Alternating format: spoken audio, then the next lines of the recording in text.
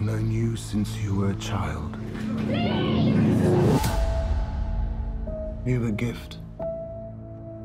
You always have. If there's an answer to your disease, you'll find it.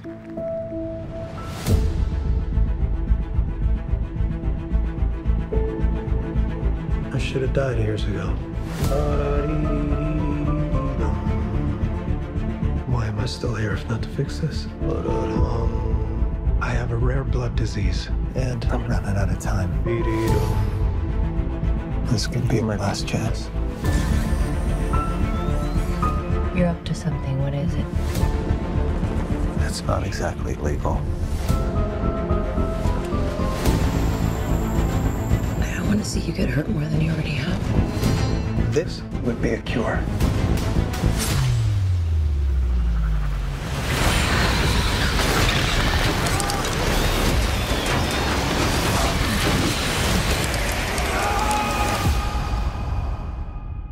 At what cost?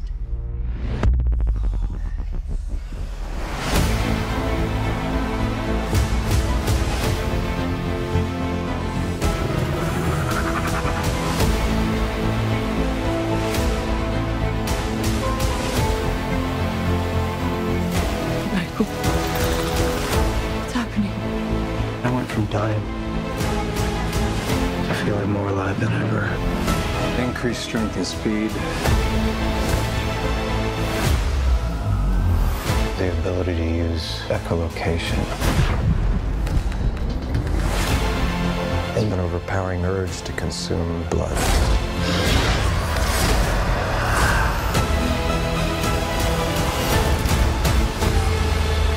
How far are we allowed to go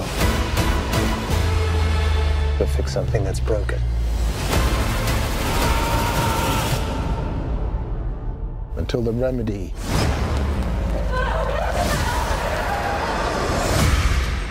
is worse than the disease.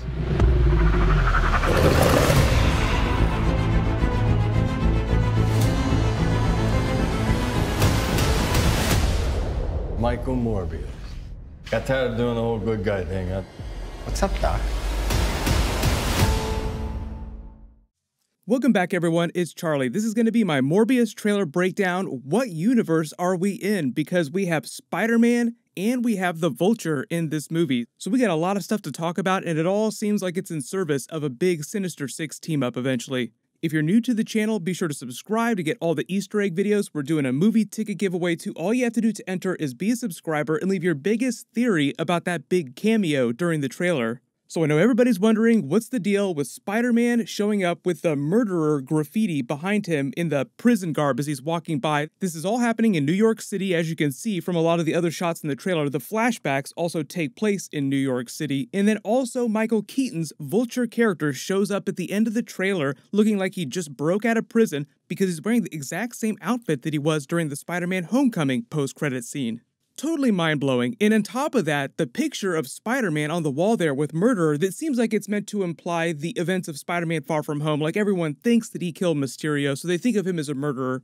You'll notice that the costume isn't the MCU Tom Holland costume that he ends in Spider-Man Far From Home. It's actually the Tobey Maguire era Spider-Man costume, and the picture itself is based on the Spider-Man PS4 game. It's literally like a screen cap that they took out of Spider-Man PS4. So either someone is just messing with us a little bit, or they're just mixing and matching a whole lot of elements from MCU Tom Holland Spider-Man stuff in the new Sony Venomverse. We knew they were going to cross Tom Holland over into the Venom movies eventually. This just seems like it's all in service of that eventual crossover happening way sooner than we ever expected. I wouldn't be surprised if he actually does show up in Venom 2 at some point. But talking about the actual Morbius footage, most of you are probably at least a little familiar with the Morbius character. He was basically Marvel's attempt to do something based on the Dracula character. The funny thing is that Dracula already is a Marvel comic book character, but they wanted to create a new character. So way back in the 1970s, when the Dracula craze around the world got really popular, they created the Morbius character. And he's not technically a vampire the way that Dracula's a vampire. He doesn't get his abilities through a vampire bite, even though there are a lot of vampire bats flying around in the trailer. They kind of do their version of the comic book origin story. There's a couple minor changes, but a lot of Easter eggs for the original version of his origin story. The person it seems like Jared Harris is playing is actually a version of his original partner in the comics. So in the comics, Morbius is a biological scientist. He has a rare blood condition, just like he talks about during the trailer. He's slowly been dying for a long time. His time is running out, but the testing that he needs to perform on himself isn't totally legal. So they go out into international waters, like where you see them go to this special cave with the helicopter. That's their version of doing that. In the comics, it was a boat that they went out to on international waters. Morbius performs a special treatment using electroshock therapy in the blood of vampire bats mixed with his own blood. That causes the accident that gives him his powers. That's basically what's playing out during the trailer here, and then because Jared Harris is sort of this father figure to him, as he says, "I've known you since you were a boy," and he also seems like he was a doctor and inspired Morbius to eventually become a doctor himself when he grew up. In the comics, when he's on that boat with his research partner and his girlfriend, Martine Bancroft, who's played by this woman in the trailer, he's immediately driven to feed through his vampire urges, and he accidentally attacks his research partner. So it seems like this footage in the trailer is him actually attacking Jared Harris and accidentally killing him without realizing what's going on. Like, he's using these abilities to jump around this New York City apartment, and then it jumps on this person. You can't quite see what's going on, but then he screams out in pain. So this might be him accidentally killing Jared Harris right after he gets his abilities. Because you see the montage in the trailer where he slowly starts to get better, but then they find out that he's starting to turn into something of a vampire himself. Like, they put him behind the glass and he starts punching it, so he probably tries to isolate himself early in the process while they're figuring out what it is that's happening to him.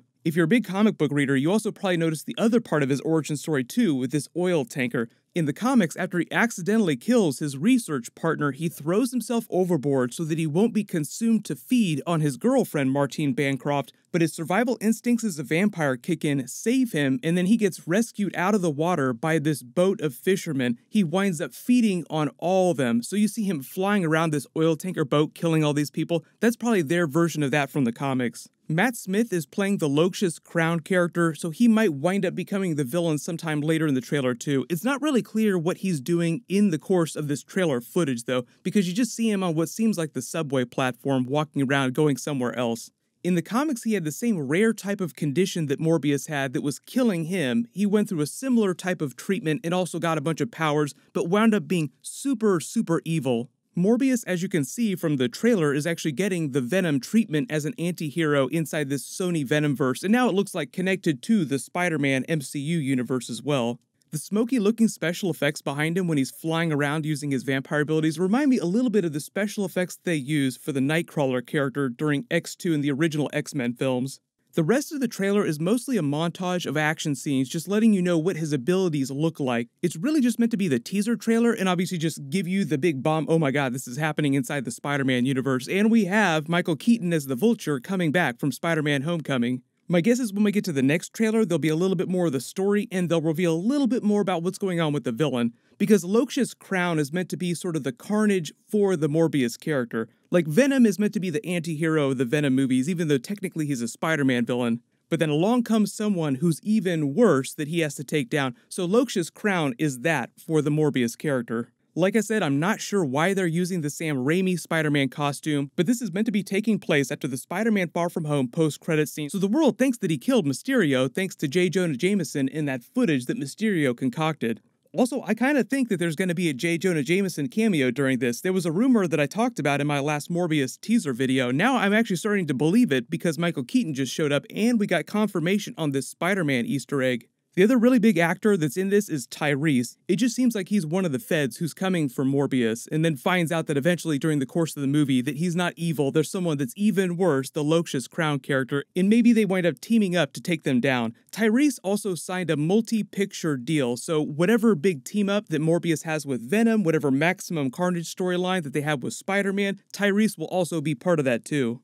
Then at the end of the trailer, they give you the full-on Morbius treatment. This is what he'll look like when he's in full vampire form. So maybe for this version of the movie, they're going to allow him to transform back and forth between his more human-looking form and the vampire form. In the comics, for the most part, he's locked into this one form until he finds a treatment that eventually cures him, and then he eventually gets his powers back. I know a lot of you are wondering if they're going to do the special Spider-Man storyline where he gets the multiple arms, because that's the storyline that Morbius debuted during in the Spider-Man comics, Amazing Spider-Man back during the early 1970s. I don't think that Tom Holland is going to show up in this movie with 6 arms. That would just be completely weird, but it would be funny if there was an Easter egg for that somewhere during the movie. The whole thing about his introduction in the comics is that it's actually part of a Spider-Man Lizard story with Curt Connors. They're both looking for something to cure their condition, and they find that Morbius's blood will do that. So Morbius is more of a villain when he shows up in the Spider-Man comics for the first time, but eventually it's a very Venom movie type of twist where he's like, I'm only going to feed on people that are bad. I'm only going to hurt people that are evil.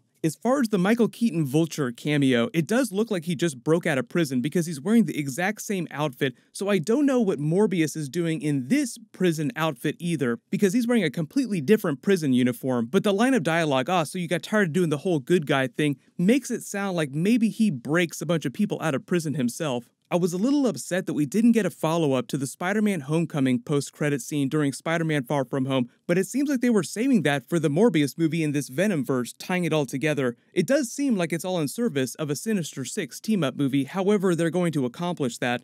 Remember that Sony is also developing a Kraven movie for the Kraven character, and there is a Kraven truck that shows up somewhere during the Morbius movie. This is actually screen grabbed from behind the scenes while they were shooting. So regardless of when that Sinister Six movie is going to happen, they are definitely setting that up in this movie. Let me know in the comments though, we all kind of figured that they would head for a Maximum Carnage team-up because of the Venom movies, but do you actually think that they're going to get to Sinister Six faster than they get to Maximum Carnage? Or do you think that they're not going to do Maximum Carnage at all and they'll just go straight to Sinister Six?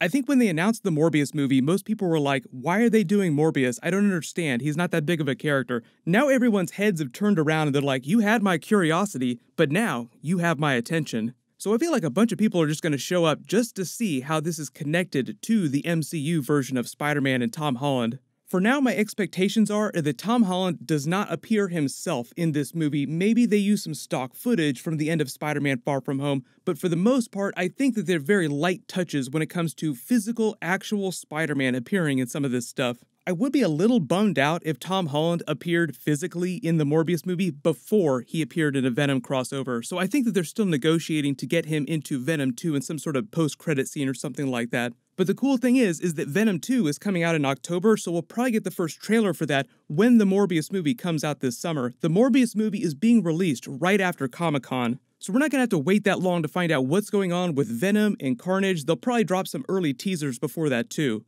So everyone, post your theories in the comments below. I'll name a giveaway winner the next time I post a Marvel video. Let me know in the comments if there are any big follow-up videos that you want me to do based on the Easter eggs in this and all the Spider-Man stuff. While you wait for everything, click here for that brand new Iron Man announcement video, and click here for my brand new Deadpool 3 video. Thank you so much for watching. Everybody stay awesome. I'll see you guys tonight.